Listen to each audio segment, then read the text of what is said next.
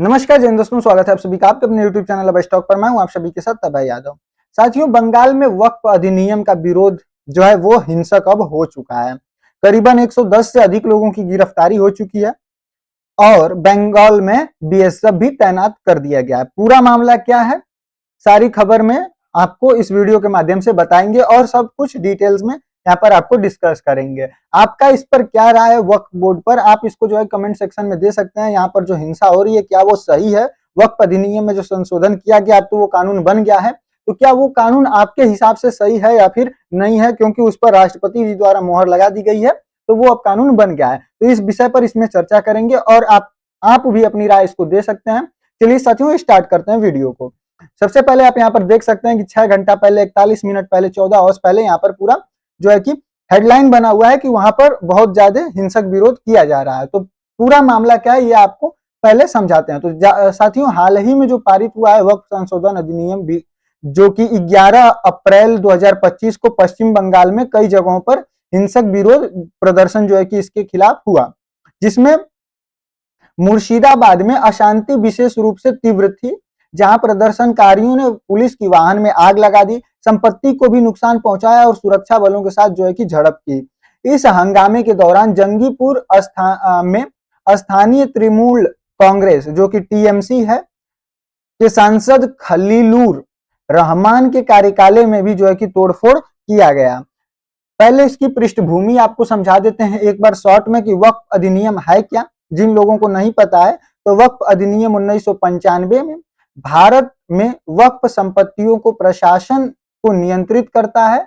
ये इस्लामी कानून के तहत धार्मिक और धर्मार्थ उद्देश्यों के लिए दान दी गई भूमि या संपत्ति है। इन संपत्तियों का प्रबंधन राज्य और केंद्रीय स्तर पर वक्फ बोर्ड द्वारा किया जाता है। यह अधिनियम वक्फ बोर्ड की इन भूमियों को पट्टे पर देने, विकसित करने या फिर जो सुरक्षित करने का जो है कि अनुमति देता है। लेकिन पारदर्शिता की कमी, नौकरशाही और अतिक्रमण और भूमि हड़पने के आरोप के कारण अक्सर इसकी आलोचना जो है कि की जाती है। साथियों, महाराष्ट्र गवर्नमेंट भी जो है क्रैक डाउन कर रही है यूज जो है कि वक्फ लैंड स्कैम, मतलब महाराष्ट्र में भी जो है कि इसका मामला सामने आया था। तो जो वक्फ संशोधन अधिनियम 2023-24 है, इसको एक बार आपको शॉर्ट में समझाने का प्रयास कर रहे हैं। तो साथियों, जो हाल ही में संशोधन हुआ है, जो 2023 के अंत और 2024 की शुरुआत में पारित किया गया था, ये विवादास्पद परिवर्तन पेश किया, जिनमें जो कि आपको हम बता रहे हैं कि जो सबसे पहला शामिल है वो है कि वक्फ संपत्तियों पर सरकार का जो नियंत्रण है वो इससे आसान हो जाएगा। पंजीकरण और दस्तावेजीकरण के लिए सख्त नियम होंगे। अनौपचारिक सामुदायिक स्वामित्व वाली भूमि को जो है कि प्रभावित करेंगे। वहीं प्रावधान जो राज्य प्राधिकारियों को वक्फ संपत्तियों के पुनरावर्गीकृत या फिर गैर अधिसूचित करने का जो अधिकार देता है। वहीं राज्य वक्फ बोर्ड को स्वायत्तता में कमी और विशेषकर भूमि पट्टे और विवादों से संबंधित निर्णयों में दी गई है। तो ये इसमें जो है कि मेन जो है कि संशोधन किया गया है। साथियों, इसकी आलोचना क्या हो रही है? तो जो मुस्लिम धार्मिक और नागरिक समाज समूहों का जो आरोप है, यह परिवर्तन धार्मिक संपत्ति पर समुदाय नियंत्रण को कम करने के व्यापक एजेंडे का हिस्सा है। वहीं all India Muslim personal law board जो कि AIMPLB है के जो महासचिव हैं फजलुर रईम मजुद्दी ने इसे जो है कि मुसलमानों पर सीधा हमला बताया और कानूनी चुनौतियों तथा देशव्यापी विरोधी प्रदर्शन की जो है कि इन्होंने घोषणा कर दी। साथियों, पश्चिम बंगाल में विरोध प्रदर्शन हिंसक हो गया, इसका क्या कारण है? तो जो पश्चिम बंगाल में भारतीय राज्यों में सबसे अधिक मुस्लिम आबादी है, राज्य में से करीबन राज्यों में से एक है जो कि करीब 27 के बराबर है। इस बात को लेकर व्यापक आशंका है जो कि संशोधन से है, जैसे कि मस्जिदों, कब्रिस्तानों और धर्मार्थ संस्थाओं पर कब्जा करना, राज्य और केंद्रीय प्राधिकारियों को सार्वजनिक हित परियोजनाओं के लिए भूमि का पुनः उपयोग करने की अनुमति देना।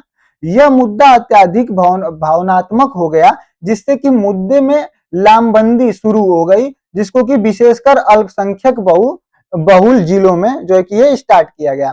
साथियों, हिंसा का समय और इसके बारे में विस्तार से अगर बात करें तो 11 अप्रैल 2025 को कई जिलों में बड़े पैमाने पर विरोध प्रदर्शन हुए, जिसमें सबसे पहले मुर्शिदाबाद जो है कि इसका एपिसेंटर केंद्र बना, जिसमें कि प्रदर्शनकारियों ने, आपको मैं अगर मैप के माध्यम से दिखाऊं, ये वेस्ट बंगाल का मैप है जिसमें ये है मुर्शिदाबाद।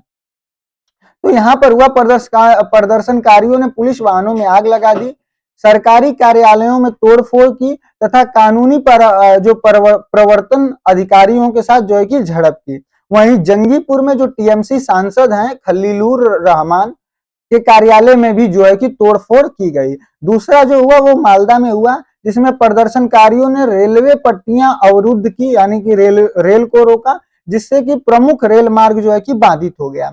जो तीसरा जिला है आप यहाँ पर देख सकते हैं कि नॉर्थ पैरागन्स, इसमें एक रैली के दौरान पुलिस वाहन पर हमला किया गया। वहीं हुबली और वीरभूमि में भी छिटपुट जो है कि हिंसा की खबरें आई।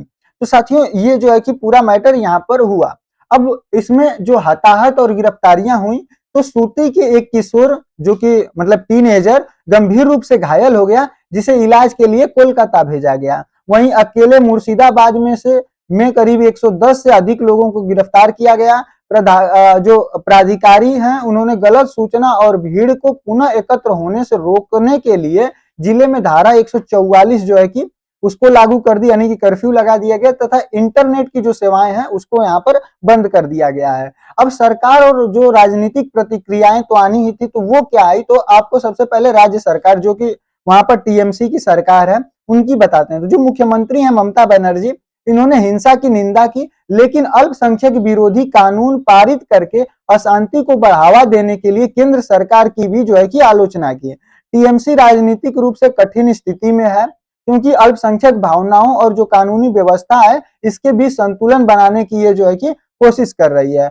वहीं अगर बीजेपी और केंद्र सरकार की बात करें तो भाजपा ने जो है कि टीएमसी पर तुष्टीकरण की राजनीति को गलत दिशा में ले जाने तथा संकट से ठीक से न निपटने का जो है कि आरोप लगाया।